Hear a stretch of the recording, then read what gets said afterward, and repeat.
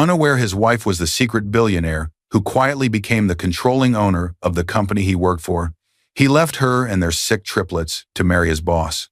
What happened next was cold, legal, and unstoppable. He didn't just walk away from his marriage. He walked away from 3 fragile lives. First in a neonatal hospital ward, where oxygen alarms screamed and doctors ran, and later in a boardroom and a courtroom that would erase the life he thought he was building. By the time the courtroom settled into silence, by the time the judge granted emergency custody, enforced support orders, and documented abandonment, Evan Mason still didn't understand how badly he had misjudged everything. Because long before the divorce papers, long before the wedding photos, long before his public collapse, he made his cruelest decision while his wife was standing beside 3 incubators. While Claire sat sleepless for nights, watching one baby's oxygen drop without warning, while nurses quietly noted every missed visit, while doctors warned her that stress alone could undo weeks of progress, Evan took a phone, called in a quiet restaurant, and said something that would later be recorded, time-stamped, and replayed in court. "I can't do this anymore. Not I'm scared. Not I'm overwhelmed. Just escape clean and selfish." He didn't ask which baby was critical. He didn't come back when one nearly stopped breathing. He didn't hesitate before moving in with his boss, the woman who made him feel seen. What Evan didn't know, what he never asked, was that while he was planning a new life, his wife had already signed documents that quietly made her the controlling owner of the very company he worshipped. She didn't scream in the hospital. She didn't confront him at his wedding. She didn't beg. She documented. She gathered proof. She waited for the law to speak louder than emotion. And when the truth finally surfaced, not in whispers, but in board meetings, court filings, and sealed envelopes, it didn't just shock Evan. It stripped him. Dear viewers, thank you for being here. If you watch without subscribing, it's like mistaking silence for weakness all over again. When you subscribe, you stand with every woman underestimated, every child protected by quiet strength, and every mind that chose strategy over despair. The machines beeped too fast. Claire Mason, 32, flinched as the sound cut through the white hospital room like a warning she could not silence. 3 incubators stood in a row, glowing softly under sterile lights. Inside them lay her newborn triplets, Noah, Lily, and Emma, each no bigger than her forearm, each fighting quietly to stay alive. Claire stood between them, her spine straight, her jaw locked. One hand slid through the opening of Noah's incubator sleeve, her finger curling gently around his. The other hand twisted a plain silver ring over and over, a nervous habit she had never broken. She had not slept in almost 40 hours, but her eyes were sharp. Fear had trained them that way. Her personal phone vibrated in her scrub pocket. She didn't look at it. Not yet. Claire leaned closer to the glass and whispered, "I'm here." Even though the machines didn't need reassurance. Maybe she did. The phone vibrated again. She pulled it out just long enough to see the notification, unknown secure line board packet ready for review. Her breath caught for half a second. She knew exactly what that meant. It was the encrypted number her family's trust used when regulatory approvals cleared. She locked the screen without opening it and slid that phone away. Behind her, footsteps approached. Sonia Mason, 34, Claire's older sister and only remaining family, entered with a large tote bag slung over her shoulder. Baby socks spilled out the top, along with medical forms and a half-crushed granola bar. "You didn't sleep," Sonia said softly. It wasn't a question. "They did," Claire replied, eyes still on the monitors. "That's good enough." Sonia moved closer, placing a hand on Claire's back. The muscles felt like a wire pulled too tight. A nurse stepped in quietly. Talia Brooks, late 40s, calm eyes, the kind of nurse who spoke only when it mattered. She adjusted a monitor, checked a chart, then hesitated. "Your husband missed the last 2 rounds," Talia said gently. "Morning and evening." Claire nodded once. No anger, no surprise, just confirmation of something she had already felt. "I'll note it in the chart," Talia added, carefully neutral. "Patterns matter for discharge planning." Claire gave another small nod. Talia left. Sonia watched her closely. "Evan said he'd come this morning," she murmured. Claire didn't answer. She was still holding Noah's finger, afraid that if she let go, something would slip away forever. A few minutes later, Claire stepped into a small consultation room down the hall. The air smelled different here, paper, polish, quiet money instead of antiseptic. Sitting at the table was Lionel Graves, early 60s, gray hair, precise posture. To the hospital staff, he passed as a concerned family friend. To Claire, he was the keeper of a life she had hidden on purpose. On the table lay a thick folder stamped, "Hartford Trust Private." Lionel spoke in a low voice. "The regulators cleared the last hurdle," he said. "The board packet is finalized. We're ready to execute." Claire sat. Her hands were suddenly steady. Lionel opened the folder and slid a document toward her. "One formality," he said. "You need to sign the acquisition authorization." He paused, pen poised between them. "Do you want to sign as Claire Mason?" he asked carefully. "Or as Claire Hartwell?" Her chest tightened. Claire Hartwell was the name she had not used in years. The name tied to oil rights, shipping stakes, silent holdings, and a family fortune structured into trusts and corporate shells so clean they barely left fingerprints. She picked up the pen. Signed, Claire Hartwell. Lionel slid a second document forward. Acquisition, authorization, majority stake, Klein Reyes Holdings, the holding company that owned the majority of the firm where Evan worked. "This gives you controlling interest," Lionel said. "Through the trust, public filings will only show Hartford entities for now." Claire didn't smile. "It gives my children a future." The room blurred, and memory pulled her backward. She was 22 again, standing at her parents' funeral in a black dress that didn't fit right. Lionel's voice over the casket flowers. "They left everything in trust. You are the sole beneficiary." She remembered signing document after document with shaking hands, her eyes swollen from crying. "Lock it away," she had said back then. "I don't want it touching my life." Years later, she was a junior analyst in a different firm, correcting senior executives in silence, watching her ideas reappear in other men's mouths. She learned quickly. Power survived best when hidden. Her father's voice returned, steady. "If they don't know what you're worth, they can't take it from you." When she met Evan, she told him nothing. She became Claire Mason. A woman with a modest job, simple tastes, and no inheritance. She wanted love that chose her without calculation. Back in the present, she wiped her eyes quickly. Lionel leaned closer. "The acquisition is under strict confidentiality. No press yet, no filings that trace to your personal name until the regulatory window closes." "Good," Claire said. "I don't want any of this touching Evan's job yet, or the babies." Lionel's gaze softened. "When ownership changes, people get exposed, Claire. Old loyalties, quiet misconduct. You'll see things." "Not me," she said. "Not until my kids are safe." She slipped her second phone, the one Lionel only ever called, back into her bag and returned to the incubators. This time she pulled out her personal phone and typed, "The babies are more stable. Doctors are hopeful. Thought you'd want to know." To Evan Mason, 35, mid-level executive, ambitious and exhausted. Minutes passed. His reply popped up. "Can't talk. Big night. Boss invited me. This could change everything for us." Claire stared at the screen. She looked at her children, then at the signed acquisition papers tucked in her bag. She didn't answer. For the first time, she wondered why her husband no longer felt like someone she could reach, and whether the world he was stepping into at work would soon collide with the world she had always kept hidden. Some doors were already opening, others were about to close. The elevator doors slid open too fast. Evan Mason, 35, stepped out into the glass-walled hallway with a report clutched in his hand, his smile already fixed in place. From the outside, he looked like a man on the rise, tailored suit, polished shoes, confident stride. From the inside, his right leg wouldn't stop bouncing.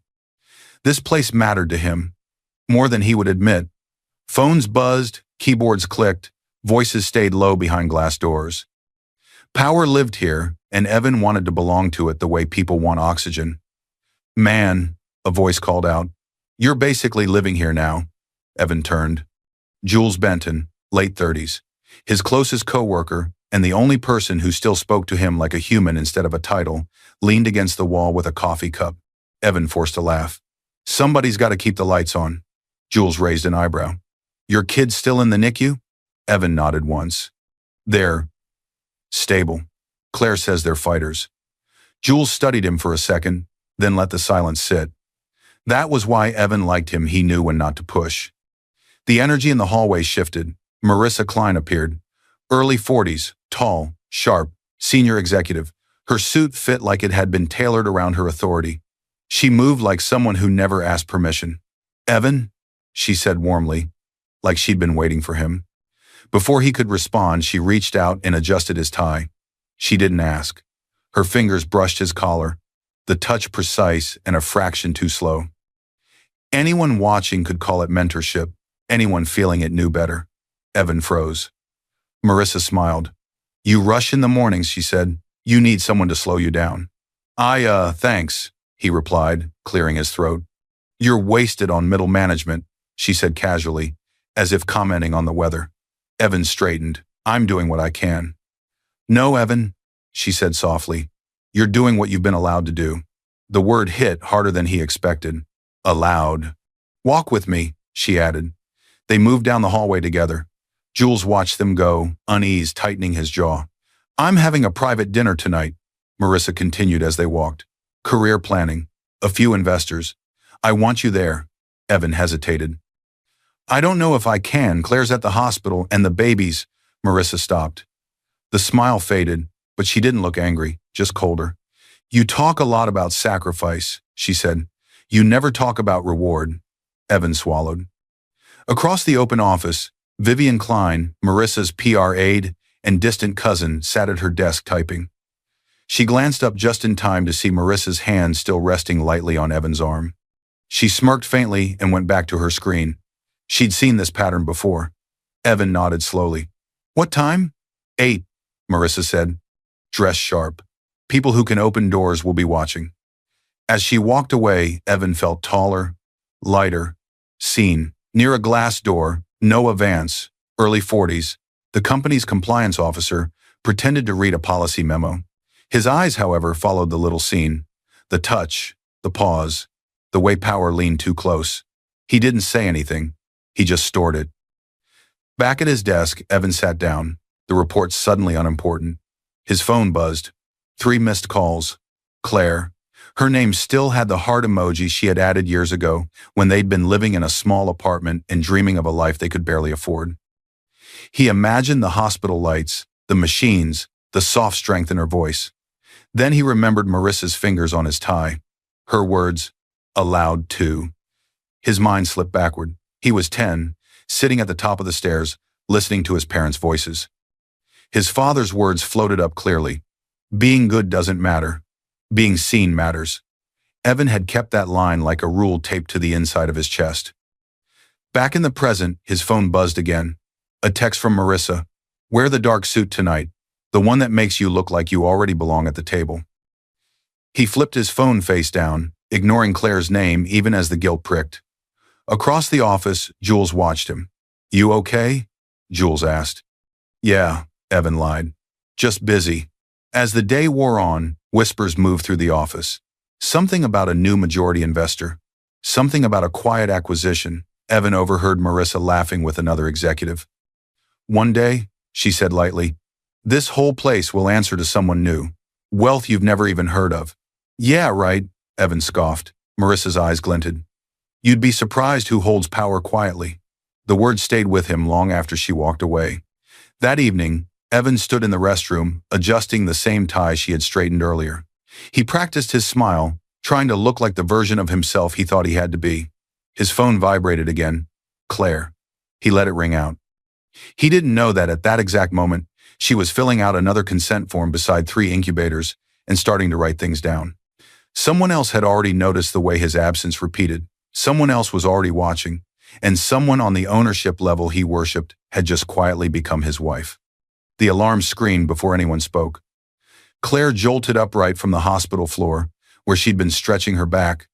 The sharp, shrill sound cut through the neonatal unit, and for one terrifying moment, her heart convinced her that this was the call, the one they'd warned her might come.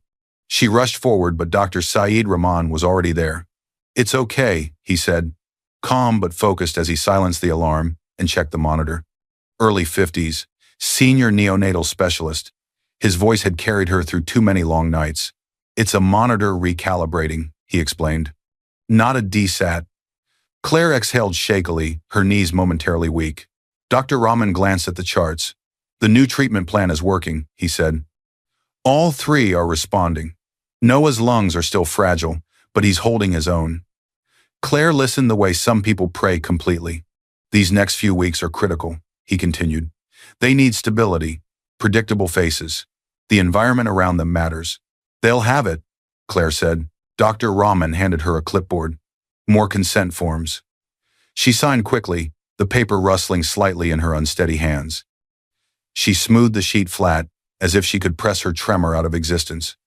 You're doing everything you can, Dr. Rahman said. Not comfort assessment. She nodded, afraid that if she spoke, the fear would spill over. After he left, the beeping machine settled into a steady rhythm. Her phone rang. Evan. She answered immediately. Hey, they're breathing on their own right now. The new meds are helping. That's great, Evan said. His voice was bright, almost too bright. Listen, I can't make it tonight. Claire's stomach tightened. In the background, she heard laughter. The clink of cutlery. A low hum of conversation, not an office. Where are you? She asked quietly. A last-minute dinner, he said quickly. Marissa pulled some investors together. This could be big for us. I can't leave. Claire glanced back at the incubators. Noah's chest rose and fell in tiny, determined movements. She could have said, they almost thought Noah was crashing. She could have said, I need you here more than they need you there. Instead, she swallowed the words. Okay, she said softly.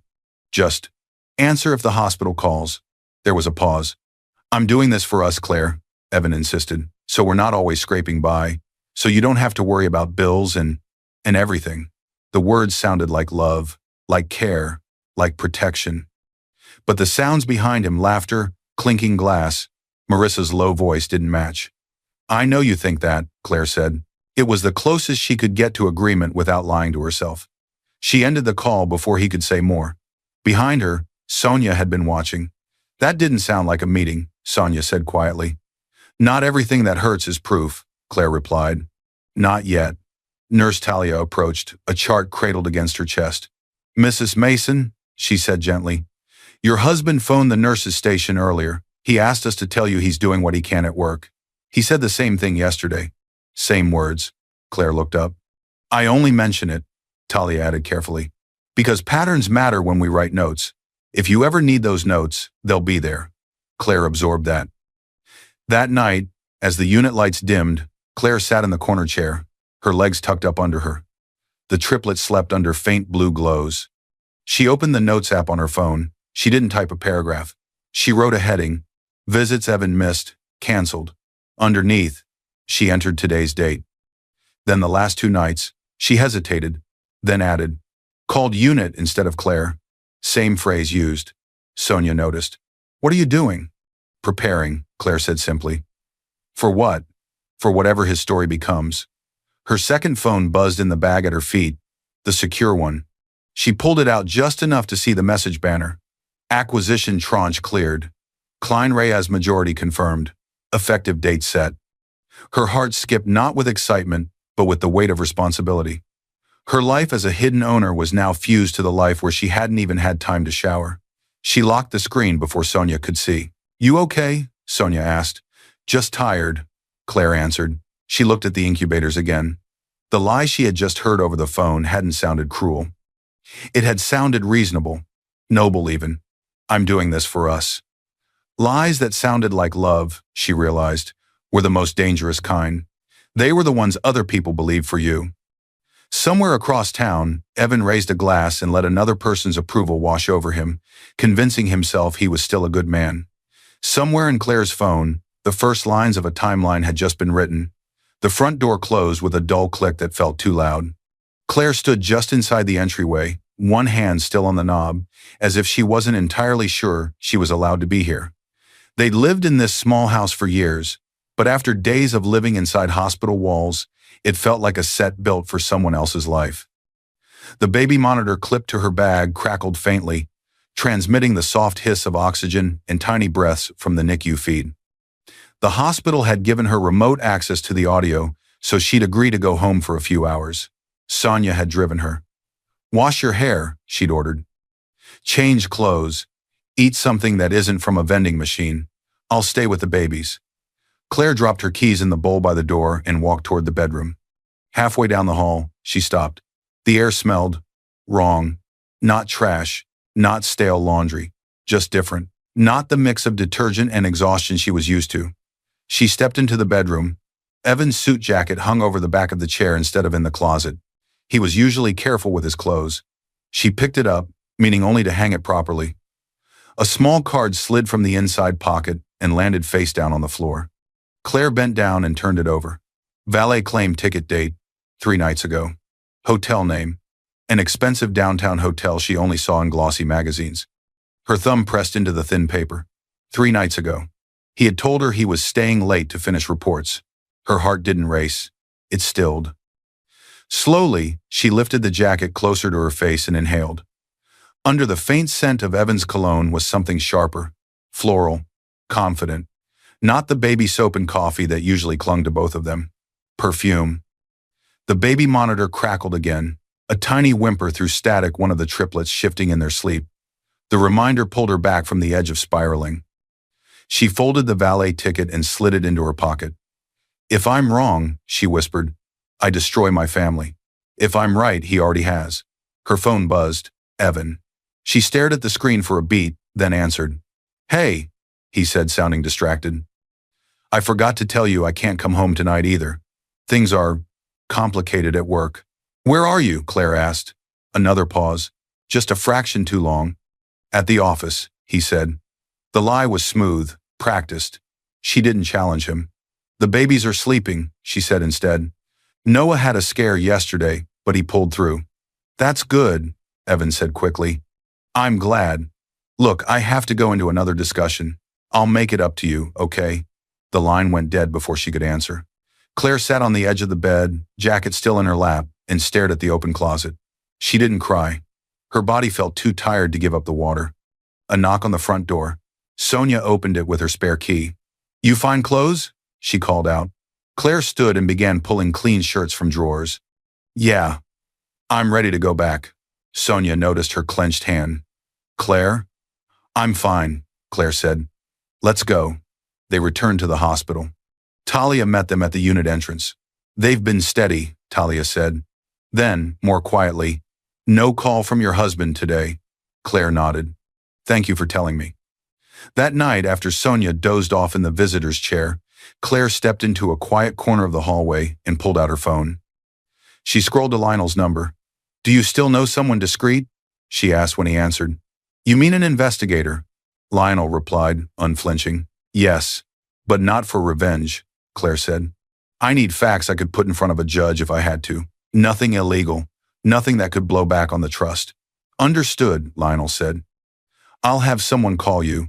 Use your personal number, not the secure one. The next afternoon, Claire sat in a modest cafe 2 blocks from the hospital. Not hidden, not dramatic, just far enough that she could breathe. Across from her sat Rita Chang, mid-40s, neutral expression, sharp eyes. I document patterns, Rita said. I don't tell clients what to feel about them. Claire nodded. I need to know where my children's father is when he says he's working late, and how often it involves his boss. Rita didn't flinch. I can track publicly accessible records receipts, cameras in public spaces, and anything a court can subpoena later if needed, Rita said. No hacking, no gray areas. I don't work in shadows. I work in timelines. Good, Claire said. If this goes to court, I need whatever you find to survive cross-examination. Rita gave a single, approving nod. Then we go slow and clean. After they parted, Claire sat for a moment longer, unwilling to go back to the hospital with this new layer of reality pressing on her chest. She opened her social media app to distract herself and immediately saw a story at the top of the feed reposted by the official company account she followed as a passive investor. Marissa's profile picture. A boomerang of champagne glasses clinking, Evan's username tagged in bright letters at the bottom, the caption, "A new chapter begins." Claire stared at the looping video. Evan's face wasn't visible, but his watch, one she'd saved for months to buy him, caught the light at the edge of the frame. She locked the screen. Her heart didn't shatter, it hardened around something simple. Whatever happened next, she would not be the one guessing. The jacket, the ticket, the perfume, the story, and now, an investigator. Somewhere across town, Evan convinced himself that new chapters were about freedom, Claire was already making sure there would be a record of how the last one had ended. The monitor didn't beep this time. It screamed. Claire spun toward Noah's incubator just as the oxygen saturation on the screen plummeted, numbers dropping from green to a furious red. "DZAT," a nurse shouted. "Bag him now," Dr. Rahman ordered. Already at the bedside, hands moved fast, tiny mask, oxygen bag, gentle but urgent compressions. The small space around Noah's incubator filled with bodies and wires. Claire stumbled backward until her shoulders hit the wall. Her hands shook so violently she had to lace her fingers together to stop herself from rushing in and getting in the way. "Claire," Sonia said, gripping her arm tightly. "Look at me. They've done this before. He's not alone." Claire's eyes stayed locked on Noah's chest. It fluttered unevenly beneath the tubing. Her phone vibrated in her pocket. She almost ignored it. The screen lit up. Evan Hope flared up on reflex. Irrational. Desperate. Maybe he was calling because he felt something was wrong. Maybe he was already on his way. She answered with shaking hands. "Evan, Noah's crashing. They're trying to. I can't do this anymore," Evan said. In the background she heard low music and the faint clink of cutlery, the muted calm of a restaurant, not the harsh beeps and frantic footsteps around her. The words were so out of sync with the terror around her that for a moment she thought she'd misheard. "Do what?" she managed. "Be their father?" "Don't twist it," Evan snapped. "I've been drowning, Claire. I'm killing myself at work, and you act like it's never enough. I feel like I don't exist unless I'm at that hospital." Behind her, a nurse adjusted Noah's mask. Dr. Rahman watched the numbers with surgical focus. Claire pressed her back harder into the wall.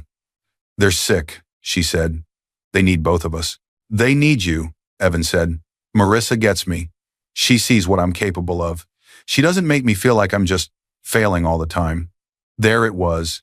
Claire could barely get air into her own lungs. "You're leaving us, while your son can't breathe." "You're making this dramatic," Evan replied, his voice disturbingly calm. "I'm moving out. I'll set up a transfer when I can. I can't keep doing this just to drown in guilt. I'm allowed to be happy." A harsh little laugh escaped her, half disbelief, half broken. "You're not choosing happiness," she said. "You're choosing escape and calling it happiness." Silence. "I hope one day you'll understand," he said finally. The call clicked off. Claire stared at the screen, the call duration mocking her. Seconds. Just seconds. Enough to break something that had taken years to build. Her legs gave out. Sonia caught her, easing her down before she hit the floor. Claire's phone slipped from her hand and landed face up on Sonia's thigh. The little red dot blinked on the call log, recording in progress. Sonia froze. In the earlier chaos, she grabbed at Claire's hand, and her thumb must have hit the record button without meaning to. She looked at Claire.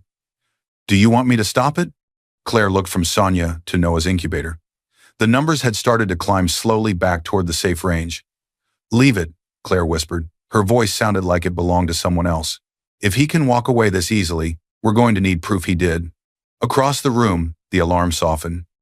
"He's stabilizing," Dr. Rahman said after a few agonizing minutes. "That was close, but he's back in range." Claire blinked hard, forcing her vision to clear, and pushed herself upright. She walked to the incubator and laid her forehead gently against the glass. "I'm here," she whispered to Noah. "I'm not going anywhere." Her second phone buzzed in her bag. She pulled it out with her free hand. "Board meeting confirmed ownership transition briefing. Tomorrow, 10 a.m. The words barely registered. The two worlds of her life, the one where she signed as Hartwell and the one where she sat beside her son, were colliding whether she wanted them to or not. Sonia stepped closer. "Who are you calling?" she asked quietly. Claire looked at her children. At the red imprint the incubator edge had left on her forehead, at the screen, still showing the tiny red recording dot from Evan's call.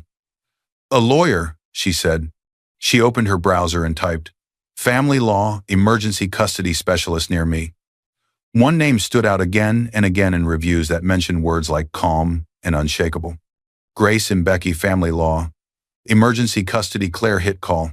The phone rang once. Twice. Grace and Becky's office, a composed voice answered. Claire swallowed. "My husband just walked out on our premature triplets," she said.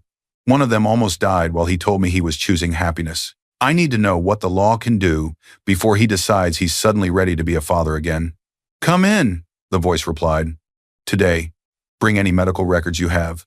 Claire ended the call and looked back at her children. Some doors in her life had just slammed shut. Others, heavy, legal, and documented, were about to open. The door closed with a quiet, deliberate click. Claire Mason felt the sound more than she heard it. Grace Mbecky's office wasn't designed for emotional breakdowns. It was neat, precise, and edged in a way that made it clear. This room was for decisions, not drama. Claire sank into the chair opposite the desk. In her left hand, a thick folder of medical reports. In her right hand, a crumpled valet ticket from an expensive hotel. On her phone, screen dark but safely backed up, the still-saved recording of Evan saying, "I can't do this anymore," while Noah fought for his life. Grace, early 40s, hair pulled back, dark suit, calm eyes, didn't offer tissues. She didn't soften her voice. She leaned forward slightly. "Which baby is most medically fragile right now?" "Noah," Claire answered without hesitation. "His oxygen drops without warning. They call it desatting." Grace nodded. "Good. We start from what's urgent, not what's emotional." The word stung, but in a way that made Claire sit up straighter. Grace flipped open the medical folder and scanned quickly. Premature triplets, extended NICU stay, high-risk lung complications. She tapped one page. "You've been present for all of this?" "Every day," Claire said. "Every night unless they force me to rest." "Has your husband been present?" Grace asked. Claire swallowed. "At first. Then he said work was getting intense. He started missing visits. He called the nurses' station instead of me." "Does he send money?" Grace asked. "Consistent support? Not promises, actual transfers." "No," Claire said quietly. "Not since he left. He said he'd send money when he can. Is there another relationship?" Grace asked, her tone still flat. "He's with his boss," Sonia answered softly from the chair beside Claire. "He said she understands him. We have a recording of the call where he left." Grace's eyes sharpened not with gossip, but with focus. "Let me hear it," she said. Claire unlocked her phone, scrolled, and played the audio. Sonia watched Grace's face instead of the screen. Evan's voice filled the quiet office. "I can't do this anymore. They need you. Marissa understands me. I'm choosing happiness for once." Grace listened without expression. When the recording ended, she asked only one question. "Did he know he was on speaker?" "Yes," Sonia said. "We were both standing there. The nurse was in the room. He knows we were in a public, clinical space and still said it." Grace nodded slowly. "Our jurisdiction allows one-party consent," she said. "You were present on the call. This recording is legally usable. He can argue context, but he can't argue that he didn't say those words."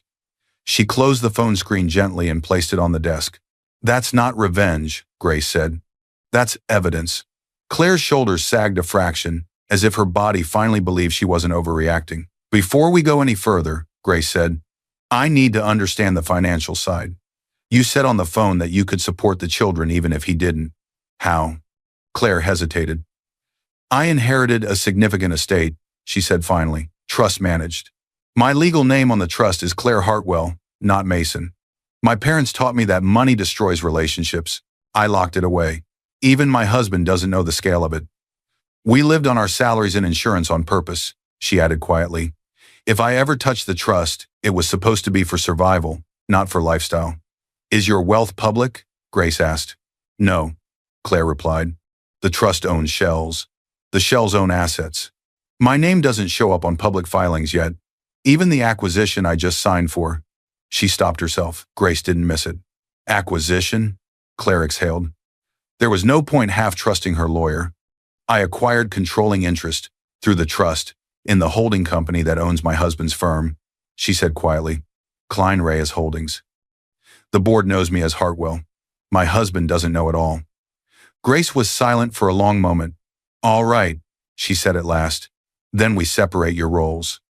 In this office, you are Claire Mason, mother of 3 premature infants. The Hartwell side stays in the background until it serves a clear legal purpose." She stood and walked to a small whiteboard. "In a crisis like this," she said, uncapping a marker, "we don't lead with emotion, we lead with structure." She wrote, "Emergency temporary custody temporary support order, divorce petition, strategic timing, protective clause, stability and supervised contact. First, Grace said, tapping the board. We file for emergency temporary custody, premature infants, plus documented abandonment, and a recorded call of him choosing a new life. Judges don't like that. She wrote, medical risk plus abandonment, next to it. Second, we request a temporary support order based on his income and lifestyle, not on his promises, she continued. He doesn't get to send money when he can. He sends what the law says he must. Third, she underlined diverse petition. We file the petition, but we time it alongside the custody motion. We control the narrative. Children's needs first, emotions second. Fourth, she said, underlining protective clause. We ask for terms that keep him from disrupting medical routines. No surprise visits that stress the babies. No removing them from care without consent. She sat back down and slid a stack of preliminary forms across the desk. These start the process, she said. You will sign them as Claire Mason. We don't drag Hartwell into this unless he or his new partner try to weaponize your finances. Claire picked up the pen. Her hand shook once. Then steadied, she signed. Claire Mason. Her personal phone buzzed on the table. A text from Rita. Hotel pattern confirmed. Multiple nights. All overlapping his late work claims. Documenting everything. Grace glanced at the valet ticket still crumpled in Claire's hand. We'll attach that to the investigator's packet, she said. It's not just that he cheated, it's that he did it while his children were in intensive care. Courts care about priorities. Grace picked up her own phone and dialed quickly. Lionel, she said when he answered. This is Grace and Becky. I represent Claire Mason in a custody and dissolution matter. I need written confirmation that her Hartwell Trust assets are insulated as separate property and that no public disclosures tie her to the Kleinrace acquisition yet. She listened, nodded once, then ended the call. A second call came in a few moments later. Grace put it on speaker briefly. This is Nurse Talia Brooks from the NICU, a calm voice said. Mrs. Mason told me you might call. I can confirm dates and times where the mother was present and the father was not. I've documented his missed visits neutrally in the chart. Thank you, Nurse Brooks, Grace said. We may need a written statement later. No opinions, just times and dates. I understand, Talia replied. Babies need consistency. The call ended. Grace looked back at Claire. One more question. You said your husband is involved with his boss. Does that boss still work for the company you quietly control? Claire nodded. Yes, Marissa Klein. But the board doesn't know about the affair yet. Grace exhaled, her mind already rearranging strategy. Then we will do this in two lanes, she said. Family court and corporate governance. You will not fire him in a fit of rage. You will not storm any offices. We will let compliance, conflict policies, and judges do the talking. She closed the folder, her tone cool and surgical. We serve him, she said, at the exact moment he feels untouchable. Claire stood. The weight in her chest was still there. But now it was organized, labeled, and held by someone who refused to let her beg for what the law already owed her. Outside, the city kept moving. Somewhere across town, Evan was rehearsing vows he should never have been free to say. And very soon, someone would walk into that carefully decorated life and hand him paperwork he wouldn't be able to charm his way past. The cursor blinked like a metronome. Claire sat in the narrow parent chair by the window. Her laptop balanced on her knees. The NICU was dim. Machines hummed. The triplets slept under a steady blue glow. She created a new folder on her desktop. Name, Truth, not Revenge. Not Evan, Truth. Inside it, she created subfolders. Medical calls, Rita. Investigation, workplace, NICU records. She copied and scanned charts, discharge summaries, and Noah's DSAT episodes. She imported the audio file of Evan's call.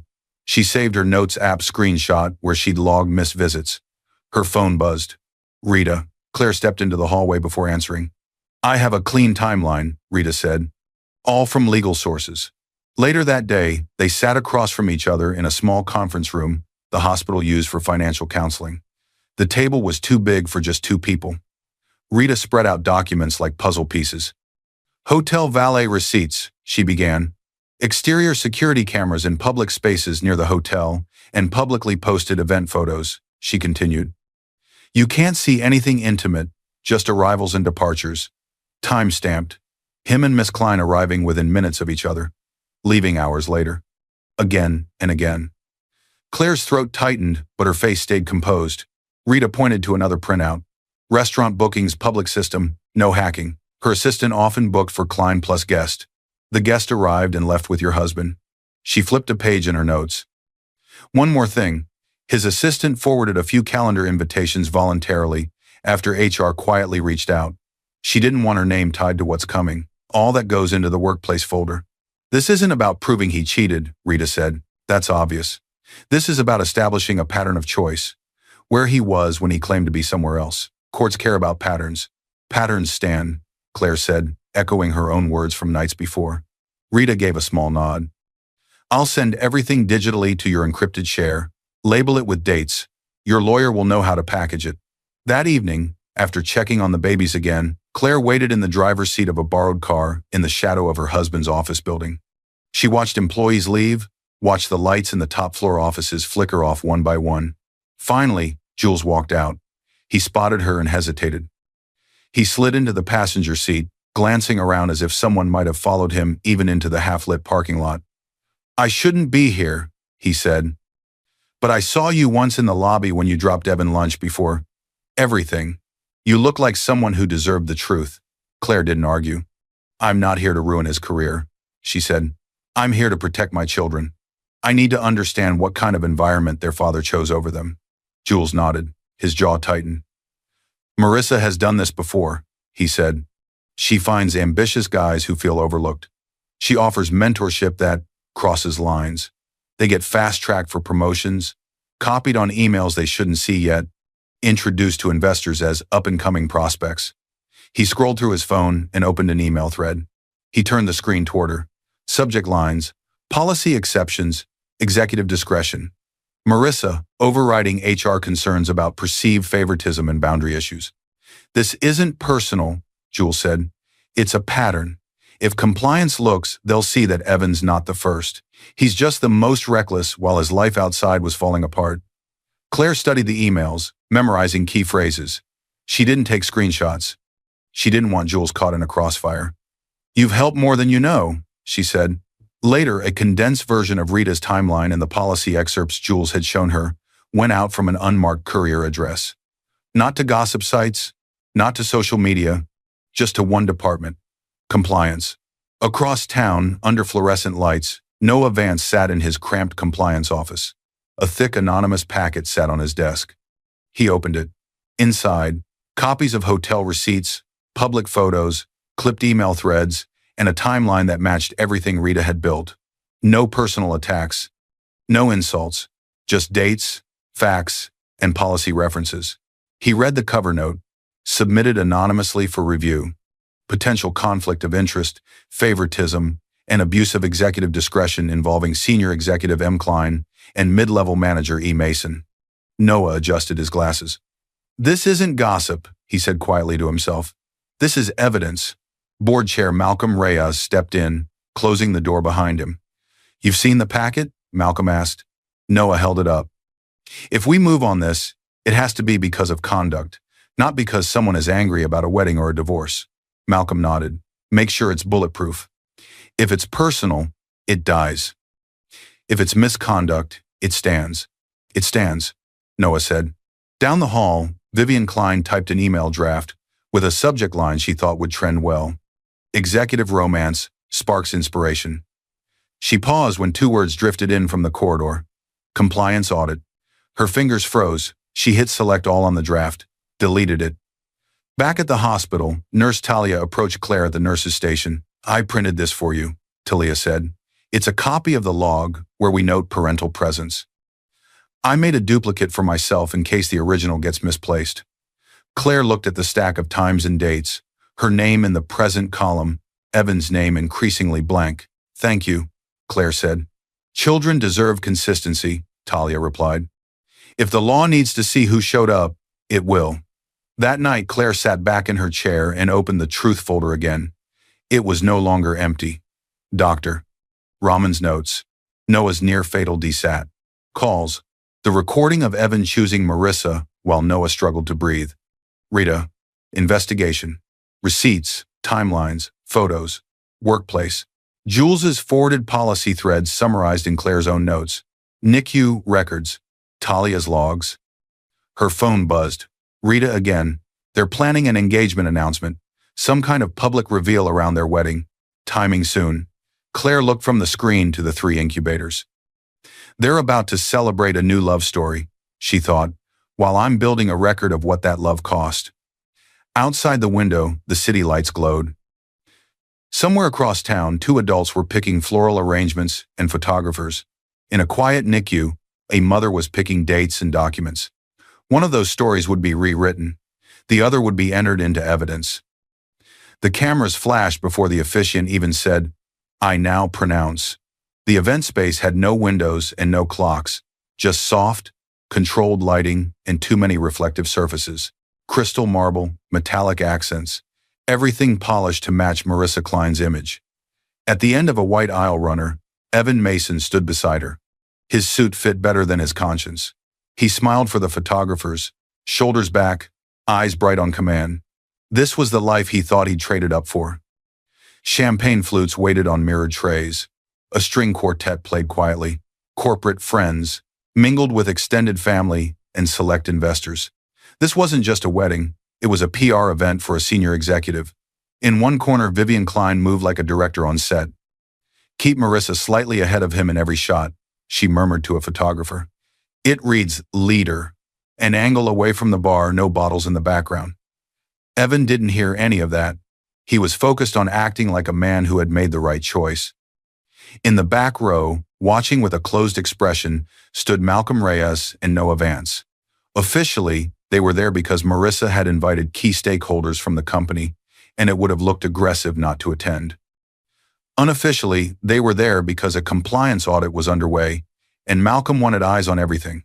"Remember," Malcolm said under his breath, "we respond to conduct, not to scandal. Let them hang themselves with their own decisions." Noah nodded, holding a thin folder under his arm. The vows wrapped up. Applause. Posed kiss. A fresh burst of camera flashes. Then, as the couple stepped off the small platform, the crowd parted not for a photo, but for a woman in a dark suit. Grace Mabecki. She walked forward calmly, not rushing, not hesitant. This was not a scene to her. This was a job. "Mr. Mason," she said clearly, her voice cutting through the murmurs. "You've been served." She held out a sealed envelope and a clipboard. Conversation stuttered. A violin string squeaked. Someone near the back gasped softly. Evan stared at her, smile faltering. What is this?" "Petition for dissolution of marriage," Grace said, accompanied by an emergency custody motion and temporary support request. "We attempted home service. You were not available." Evan's throat worked. He didn't move. "In this jurisdiction," Grace continued, "formal service requires acknowledgement. You can sign now, or I can ask a process server to block your exit. Either way, you will be served." Marissa stepped forward, anger tightening her jaw. "This is wildly inappropriate," she said. "You can't storm a private event. This is a legal notification delivered in a public venue with ample witnesses," Grace replied. "You chose to make your new relationship public while leaving 3 premature infants in intensive care. The law is simply catching up to your choices." A few guests looked away, suddenly fascinated by their glasses. Evan's hand trembled as he took the pen and scribbled his name on the receipt form. The envelope felt heavy in his hand. Vivian snapped at a nearby photographer. "Stop shooting," she hissed. "Now," but it was too late. Several guests had already lifted phones, then guiltily lowered them again. Grace turned slightly. "Miss Klein," she said. Marissa stiffened. "Yes?" A second envelope was held out to her. "Notice of internal investigation," Grace said. "Conflict of interest and misuse of executive discretion. The board's outside counsel prepared this. I'm simply the courier, not the author." Marissa snatched the envelope, opened it just enough to see the heading, Notice of Investigation, Compliance and Ethics, and closed it again. Her eyes flicked instinctively to Malcolm, who remained expressionless. Vivian saw the letterhead. Her expression changed calculation, replacing loyalty. She slid her phone into her bag. "No more posts today. This event is over," Marissa said through clenched teeth. "Everyone, please give us a moment." The string quartet stopped mid-phrase. Minutes later, Evan found himself alone in a side hallway, fluorescent exit signs casting sickly light down the beige corridor. He dialed Claire. she answered on the second ring. There was a soft hiss in the background. NICU oxygen, not a party. You're doing this now? Evan hissed. At my wedding? You're trying to ruin me? Claire's voice was flat, calm, different. No, Evan, she said. You ruined you when you left 3 sick newborns and called it choosing happiness. I'm just documenting it and letting the law read it out loud. This is insane, he snapped. You're jealous, you're bitter. I'm organized, Claire replied. He heard a faint monitor beep behind her, the life he'd walked out on. He opened his mouth to spew something else, but she spoke first. Also, she added quietly, tell Marissa the board meeting is tomorrow, 10 a.m. She might want to read her investigation notice properly before then. What board meeting? He demanded. The line went dead. He stood alone in the hallway, wedding music muffled behind closed doors, an envelope of legal documents in his left hand and a new ring on his right. Somewhere else in the city, a different envelope was being copied, labeled, and added to a board packet. Truth wasn't rushing, it was arriving exactly on schedule. The boardroom doors closed with a heavy, padded thud that felt like a verdict. The next morning, Evan stepped into the glass-walled conference room with Marissa. He'd barely slept. The envelope from Grace had sat on his table all night, unopened after the first page. But this room, this table, still felt like power to him.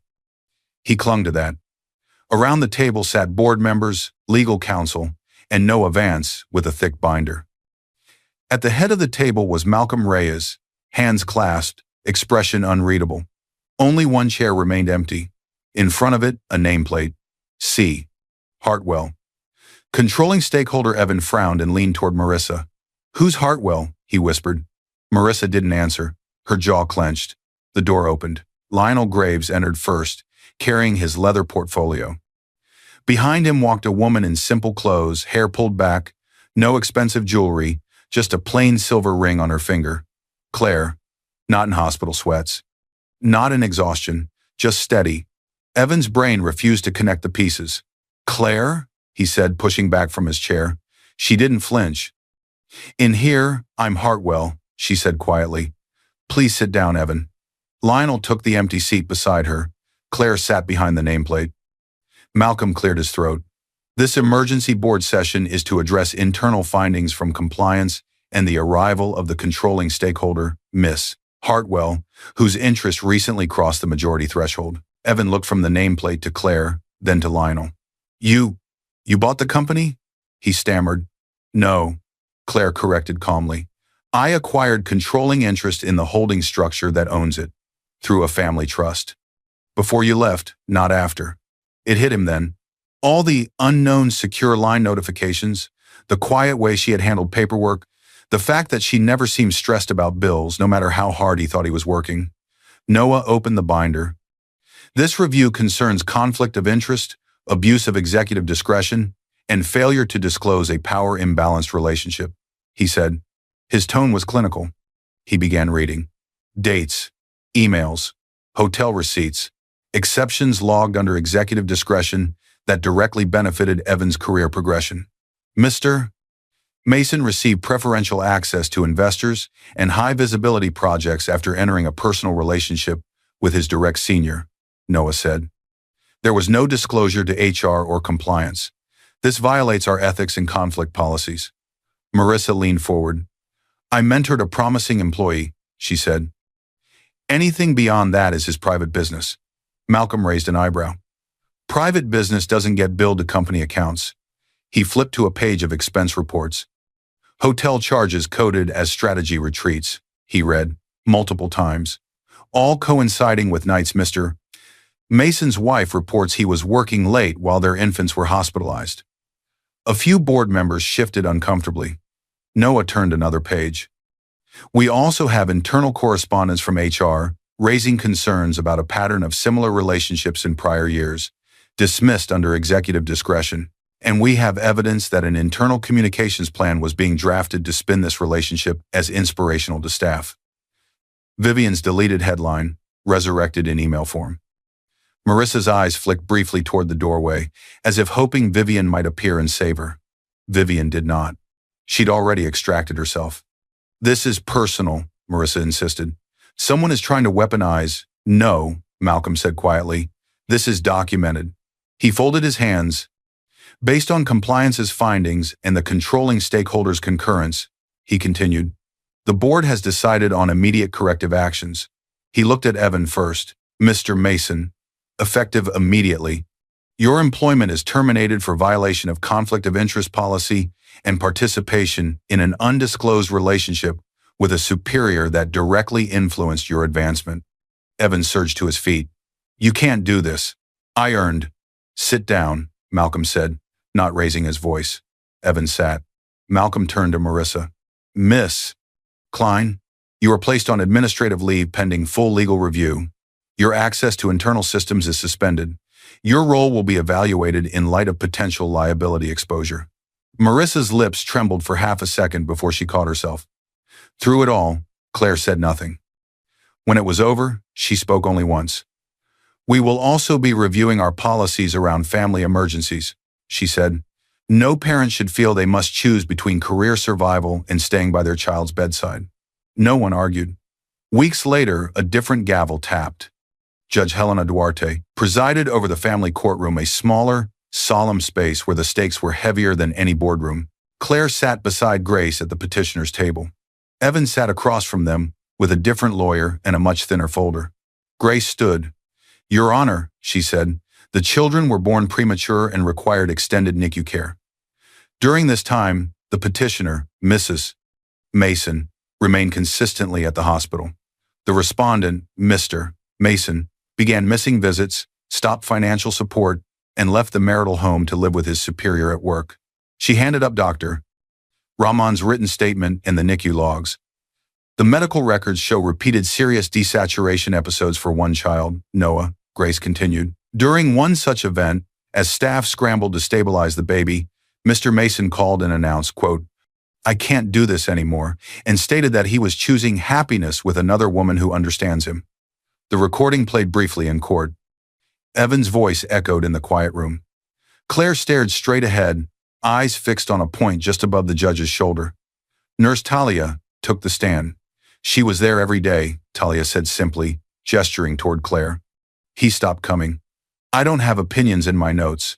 I just recorded presence and absence. Evan's lawyer tried to argue stress, burnout, financial pressure. Tried to say the recording was taken out of context. Grace countered calmly. Context, Your Honor, she said. The context is a neonatal unit, a baby unable to breathe, and a father stating he is choosing a different life while promising to send money when he can. The law doesn't evaluate feelings. It evaluates conduct. Judge Duarte looked over the document slowly. At this stage, she said, we are not litigating every emotional detail of a marriage. We are deciding what is safest and most stable for 3 medically vulnerable children. She looked at Evan. You may rebuild your life however you wish, she said, but you may not do so at the cost of abandoning legal responsibilities. She signed the order. She signed the order. Emergency, temporary sole physical custody to the petitioner, she said.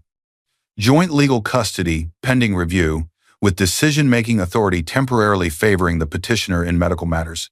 Support is ordered in accordance with the respondent's documented income level. Supervised visitation only at a court-approved center until further review. The gavel tapped. Claire exhaled a breath she hadn't realized she'd been holding. Evan's shoulders slumped. In a quiet hallway afterward, Evan leaned against the wall the same way Claire had leaned against hospital walls so many nights before. He called Marissa. No answer. She stepped away from the nurse's station to answer, keeping the NICU doors in sight. You were the owner, he said, voice shaking. You had money this whole time? You could have made everything easy? Why didn't you tell me? I was your wife, Claire said softly. That should have been enough reason to stay. He had no answer. The call ended. Days later, in a rented office she was using to meet with her own lawyers, Marissa stood in front of Evan. The glow was gone. The lighting was unkind. You're unemployed, she said. You're under a custody order. You're tagged in an ethics report. Investors are nervous about any association with you. She slipped the ring from her finger and placed it in his palm like a refunded receipt. You said you loved me, Evan whispered. I loved winning, Marissa said. Right now, you're not a win. You're a liability. She walked out without looking back. Evan stared at the ring in his palm. The power he had chased had no use for him now. Down the hall, in a hospital room he no longer had free access to, Claire watched 3 tiny chests rise and fall, and chose not revenge, but something colder and more permanent: boundaries. The monitor alarm chirped once, then settled. Claire's head snapped up out of pure reflex, eyes locking on Noah's numbers. They dipped briefly, then steadied. She exhaled, shoulders relaxing. The NICU felt different now. The lights were still soft, the machine still present, but the atmosphere had shifted from crisis to cautious hope. The triplets were bigger, their cheeks softer, their fingers stronger. Noah slept with a nasal cannula instead of a full mask. Lily was learning to suck from a tiny bottle. Emma's chest rose and fell in a rhythm that no longer terrified anyone. Claire sat between their stations, a worn children's book open in her hands. And the light came back every morning, she read quietly, no matter how long the night had been. "Your voice sounds like you again," Sonia said from behind her. She leaned in the doorway, a coffee in each hand. "I never left," Claire said. "I was just busy surviving." Her phone vibrated on the chair beside her. "Grace."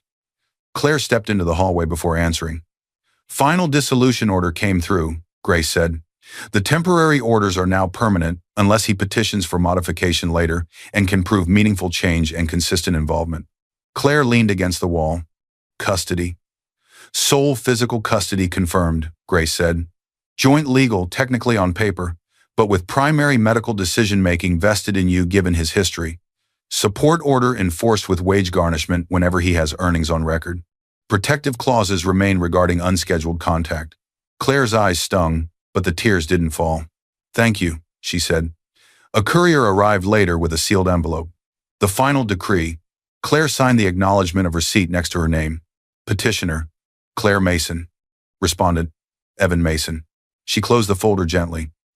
When she turned back toward the unit, she saw him. Evan stood at the far end of the corridor, just outside the area restricted to authorized parents. His shoulders were hunched, his suit wrinkled, the confidence that once defined him nowhere in sight. "Claire?" he said as she approached. She stepped outside the unit doors and let them close behind her. The clear plastic window separated them from the children. "You look different," he said. "Stronger, colder." "No," she replied. "Just clearer." "I didn't know," he blurted. "About the money, about the company. If I knew you were," he searched for the word, "that rich, I wouldn't have left." The sentence hung there like a confession he didn't realize was devastating. "That's exactly why you can't come back," Claire said softly. "You should have stayed because I was your wife, because they were your children, not because I could pay your bills and pull your career out of the fire." "I'm their father," he said, eyes wet. "You're biologically their father," Claire replied. "Legally, you're a non-custodial parent with supervised visitation. What you choose to become beyond that is between you and the schedule the court approved." Footsteps approached. Grace appeared beside them, her presence quiet but anchoring. "Supervised visitation is at the center on Wednesdays and Saturdays," she reminded him. "If you miss those, it will be documented." Evan looked at Claire, hoping for some softening in her eyes. She turned away before he could find it. Dignity over cruelty. He walked down the hallway, shoulders slumped, past parents holding balloons and diaper bags. Claire re-entered the NICU and closed the door firmly. Across town, in a sleek apartment that no longer felt like a prize, Marissa sat alone on her couch. The news scrolled quietly on the TV. Headlines flickered. "Executive placed on leave amid ethics investigation." "Anonymous stakeholder tightens corporate governance company announces new family support initiatives." Her phone buzzed. A message from a powerful contact flashed on the screen. "We can't be associated with you right now. Too much exposure. We'll revisit later maybe." Marissa stared at her reflection in the darkened TV for a long time. For the first time in years, no one was asking her for advice, access, or approval. Back at the hospital, Elder Miriam Okoye, a hospital chaplain who had quietly visited once a week, stood beside Claire at the window, looking in at the triplets. "Some people think love is proven in holidays and parties," Miriam said softly. "But love is proven in hospital corridors, in sleepless nights, in showing up when no one is watching." Claire nodded. "I learned the hard way who understood that and who didn't." "Then you have already won the most important case," Miriam said, and gently squeezed her arm. A few weeks later, Claire walked into a private meeting room downtown, not as a patient's mother, not as a scared wife, but as Claire Hartwell, controlling stakeholder. Across the table sat Malcolm and Noah. Lionel was there too, taking notes. Claire placed a folder on the table. "These are the changes I want," she said, "not as punishment, but as prevention." Malcolm opened the folder. Inside, drafted policy proposals. Clearer ethics rules about supervisor-subordinate relationships. Mandatory conflict disclosure. A family medical support fund for employees with hospitalized children. Protected leave policies for NICU parents without career retaliation. "You could have used your position to destroy them," Malcolm observed. "I didn't buy into this company to destroy anyone," Claire said. "I bought in to protect families like mine from people who treat other humans as disposable." Noah nodded slowly. "We can implement this," he said. "It will make us better." Later, in a quiet room just off the NICU, Claire signed one more document, not on a legal pleading.